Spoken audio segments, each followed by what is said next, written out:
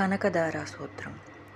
శంకరాచార్యులచే చెప్పబడిన ఈ సూత్రం మన ఇంట కనకవర్షాన్ని కురిపించే బంగారు తల్లి అయిన ఆ లక్ష్మీదేవిని పూజించి కనకదార స్తోత్రాన్ని చదువుకొని అమ్మవారిని ఆవాహనం చేసుకున్నాము. సంకల్పం: కమలే కమలాక్షవల్లభే త్వం కరుణాపూరతరంగితైరపాంగిః అవలోకయామాం అకించనానాం ప్రథమం పాత్రం అకృత్రిమం దయాయాః కమలాసనపాణినా లలాటే లిఖితం అక్షరపంక్తిం అస్య జంతోః పరిమార్జయామాతః అంగ్రీణతే ధనికద్వారా నివాస దుఃఖదోగ్జిం. ఇప్పుడు గణపతి స్తోత్రం చెప్పుకుందాం. వందే వందారు మందారమిందిరానందకందలం అమందానందసందోహ బంధురం సింధురాననం. ఇప్పుడు మనము కనకదార స్తోత్రం చదువుకుందాం. అంగం హరేః పులకభూషణమాశ్రయంతి భృంగాంగనేవ ముకులాభరణం తమాలం అంగీకృతా కిల విభూతిరపాంగలీలా మాంగళ్యదస్తు మమ మంగళదేవతాయాః. ముక్తాముహుర్విదదాతి వదనే మురారేః ప్రేమత్రాప్రప్రనిహితాని గతాగతాని మాలాదృశోర్మధుకరీవ మహోత్పలేయా సా మే శ్రియం దిశాతు సాగరసంభవాయాః. అమీలితాక్షామధిగమ్య ముదా ముకుందం ఆనందకందమనిమేషమనంగతంత్రం అకేకరస్థితాకనీనికాపక్ష్మనేత్రం భూత్యై భువేన్మమ భుజంగశయాంగనాయాః. బాహ్యాంతరే మధుజితః స్థితకౌస్తుభేయ హారావలీవ హరినీలమయీ విభాతి కామప్రదా భగవతోऽపి కటాక్షమాలా కళ్యాణమవహతు మే కమలాలయామాః.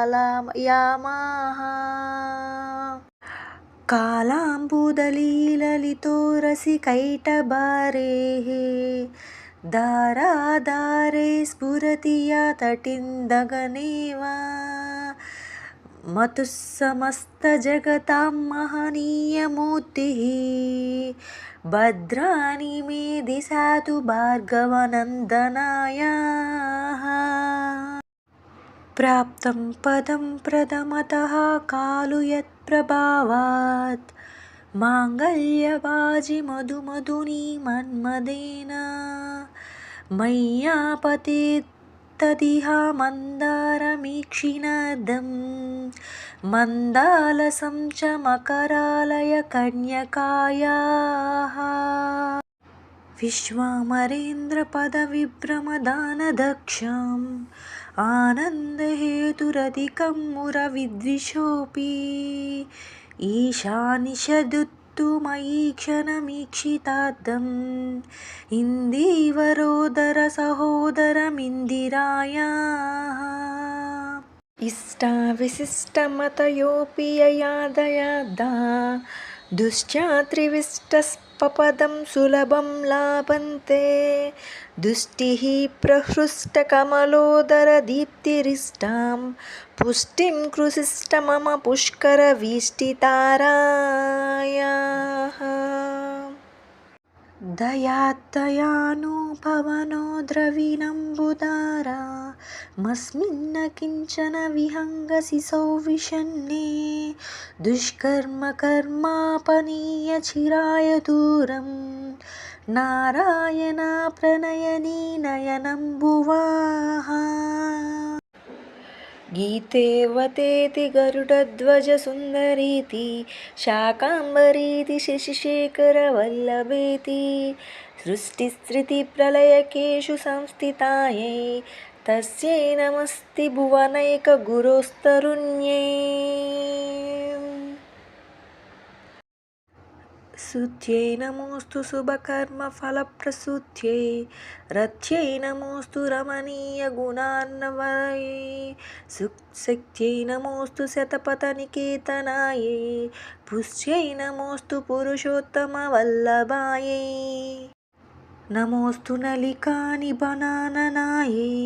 నమోస్తు దుర్దోదధి జన్మభువ్యై నమోస్తు సోమామృతసోదరాయై నమోస్తు నారాయణ వల్లభాయై నమోస్తు హేమాంబుజపీఠికాయై నమోస్తు భూమండలనాయకాయై నమోస్తు దేవాదిదయాపరాయై నమోస్తు సారాంగయుధవల్లభాయై నమోస్తు దేవ్యై భృగునందనాయై నమోస్తు విష్ణోరురసిస్థితాయై నమోస్తు లక్ష్మీ కమలాలయాయై నమోస్తు దామోదరవల్లభాయై నమోస్తు కాంత్యై కమలక్షణాయై నమోస్తు భూత్యై భువనప్రసూత్యై నమోస్తు దేవాదిభిరార్చితాయై నమోస్తు నందనాత్మజవల్లభాయై సంపత్కరాని సకలేంద్రియనందనాని సామ్రాజ్యదాన విభవాని సరోరుహాక్షి త్వదందనాని దురితోద్ధనోద్యతాని మమేవ మాతారని సంకలయంతు నాణ్యే యత్కటాక్షసముపాసన విధిః సేవకస్య సకలార్థ సంపదః సంతనోతి వచనాంగమానసైః త్వం మురారి హృదయేశ్వరీం భజే సరసిజనిలయే సరోజహస్తే ధవలాతమసుంగగంధమాల్యశోభే భగవతి హరివల్లభే మనోజ్ఞే త్రిభువనభూతికరీ ప్రసిద్ధమహ్యం దీర్ఘస్థితిభిః కనకకుంభముఖవసుష్ట సర్వాహినీ విమలాచారుజలపృతాంగిం ప్రాతర్నమామి జగతాం జననీమశేష లోకాధినాథగుహినీ అమృతాభిపుత్రీం కమలే కమలాక్షవల్లభే త్వం కరుణాపురంతరంగితరైపాంగః అవలోకాయ మమ కించనానం ప్రథమం పాత్రమకృతిమం దయాయాః స్తువంతి ఏ స్తుతిభిరాముభిరాన్వహం త్రైమాయిం త్రిభువనమాతరం రమాం గుణాధికా గురుతర భాగ్యభాగినో భవంతి తే భువి బుధా భావితసాయాః సువర్ణధారస్తోత్రం యశంకరాచార్యనిర్మితం త్రిసంధ్యం యః పఠే నిత్యం స కుబేరసయో భవేత్. ఇది శ్రీ శంకరాచార్యులు చెప్పిన కనకధార స్తోత్రం 3 వేళలా పఠించినట్లయితే మన నివాసములో డబ్బుకి కొదవ ఉండదని నమ్మకం. ఈ కనకధార స్తోత్రం చదివితే. ఇది ఇవాళ కనకధార స్తోత్రం. నా వీడియో కనుక నచ్చితే లైక్ చేయండి, షేర్ చేయండి, సబ్స్క్రైబ్ చేయండి. మరిన్ని వీడియోస్ కోసం నన్ను ఫాలో అవ్వండి. Thank you.